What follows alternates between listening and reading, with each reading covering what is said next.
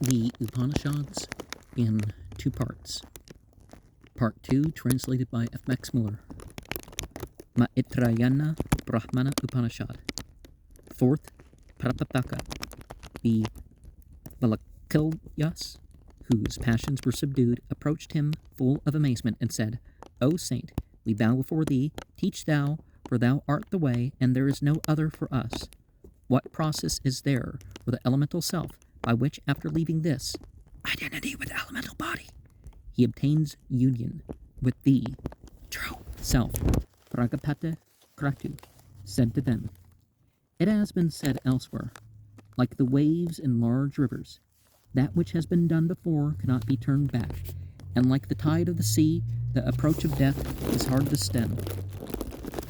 Bound by the fetters of the fruits of good and evil, like a cripple without freedom, like a man in prison beset by many fears, like one standing before Yama, the judge of the dead, intoxicated by the wine of illusion, like one intoxicated by wine, rushing about like one possessed by an evil spirit, bitten by the world, like one bitten by a great serpent, darkened by passion, like the night, illusory like magic, false like a dream, pithless like the inside of the Kadali, changing its dress in a moment, like an actor, fair in appearance like a painted wall.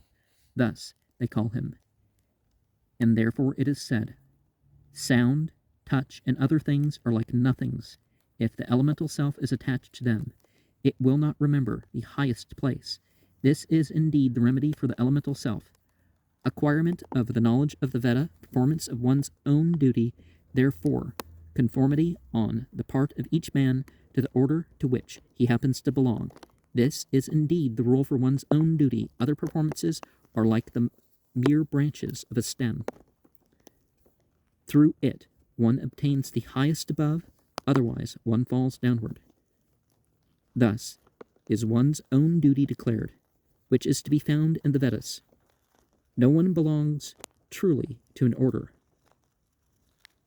asrama, who transgresses his own law. And if people say that a man does not belong to any of the orders, and that he is an ascetic, this is wrong. Though, on the other hand, one who is not an ascetic brings his sacrificial works to perfection, or obtains knowledge of the highest self. For thus it is said, by ascetic penance, goodness is obtained. From goodness, understanding is reached. From understanding, the self is obtained. And he who has obtained that does not return. Brahman is, thus said, one who knew the science of Brahman, and this penance is the door to Brahman. Thus said, one who by penance had cast off all sin. The syllable Om is the manifest greatness of Brahman. And thus said one who, well grounded in Brahman, always meditates on it. Therefore, by knowledge of penance and by meditation is Brahman gained. Thus one goes beyond Brahman, Aranyagarbha, and to a divinity higher than the entities. Nay, he who knows this and worships Brahman by these three, by knowledge, penance, and meditation, obtains bliss, imperishable, infinite, and unchangeable. Then freed from those things, the senses of the body and so on, by which he was filled and overcome, a mere charioteer, he obtains union with the self. The Valakilyas said, O saint, thou art the teacher, thou art the teacher. What thou hast said has been properly laid up in our mind. Now answer us a further question. Agni, Vayu, Aditya, time, Kala, which is breath, Prana, food, Ana, Brahma, Rudra, Vishnu. Thus do some meditate on one, some on another. Say which of these is the best for us. He said to them, These are but the chief manifestations of the highest, the immortal, the incorporeal Brahman. He who is devoted to one rejoices here in his world presence. Thus he said, Brahman indeed is all this, And a man may meditate on, worship, or discard also those which are its chief manifestations. With these entities, he proceeds to higher and higher worlds.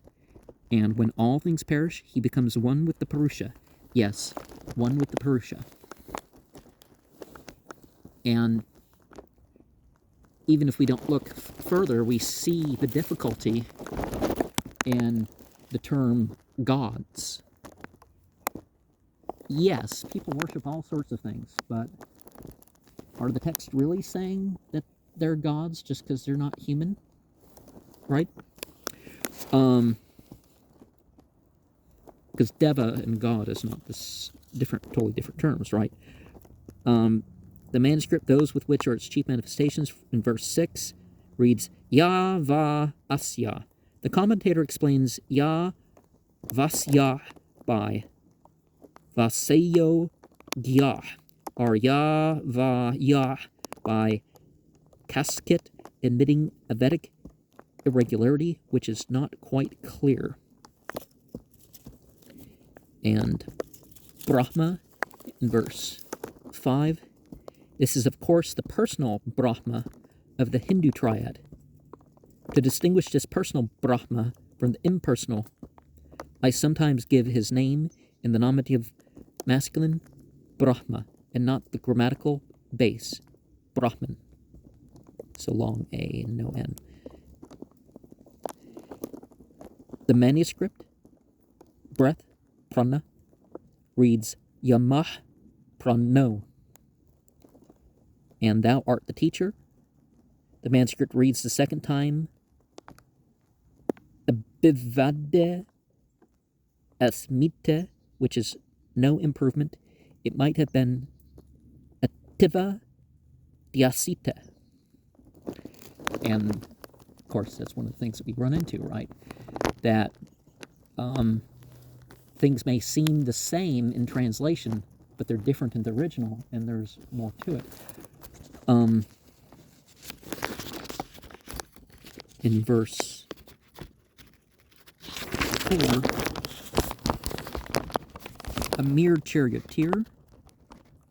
Rathita is a very strange word, but like everything else, it is explained by the commentator these as Ratham, Prapito, Rathitvam ka, Prapita ete yavat. Nevertheless, the reading of the manuscript seems to me preferable. These Atha Ya'eh Pare Purno. Yeah.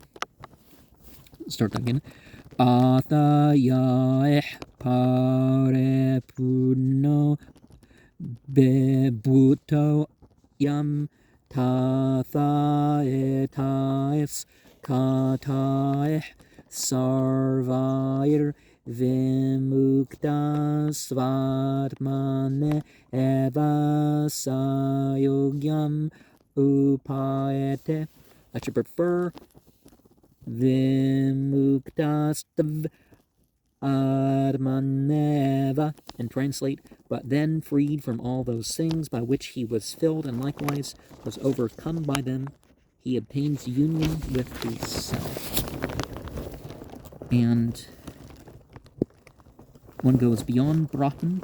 The manuscript reads Pura Eta, which may be right, and that does not return. Verse 3, the manuscript reads Manasa prapyatetav atma he atma ptya nanevartata ete. And the highest self, the manuscript reads Asramesha veva vasthetas tapasvi kete ukyata etetad and so on. This would mean, for it is said that he only who has dwelt in the asramas is also called a tapasvin, or real ascetic, and this also has been said that no one obtains self-knowledge except an ascetic. This is not impossible, but the commentator follows the text as printed by Cowell. The manuscript reads Atmagnana Vegama Karma Sudhe. And he is an ascetic. Verse 3. A tapasvin is free from the restrictions of the preceding asramas, but he must have obeyed them first before he can become a real tapasvin. Yeah, a tapasvin, or just the concept in general, the idea you just, go off and do your own thing, and that makes you better than everybody else. That doesn't sound right? It sounds like a psychopath, right? And transgress his own laws, the rules of the order to which he belongs. And people think, well, they are their own school of thought or whatever, but like their conclusions have been made by somebody else before is one of the things too. So it's probably better to figure out, okay, where are the people whose conclusions with this material align with me, right? But that doesn't mean if they don't align with you in the particular group that you just can't get together on the same stuff. Okay, my interpretations are a little different, but this is the group for me, right? This indeed is the rule. The manuscript reads, Svadharma eva sarvam vatestambasakhevetarane. And the male branches of the stem. The commentator considers the other sacrificial performances as hurtful and to be avoided. The highest place in verse 2, the manuscript reads, Nasmaret paramam padam, and sound. The manuscript reads, Ya Rathanartha evates thetah asham. Like an actor, the manuscript reads Nalavat. And okay, in verse 2, bound by the fetters of the fruits of good and evil. It is not quite clear what the subject to which all these adjectives refer.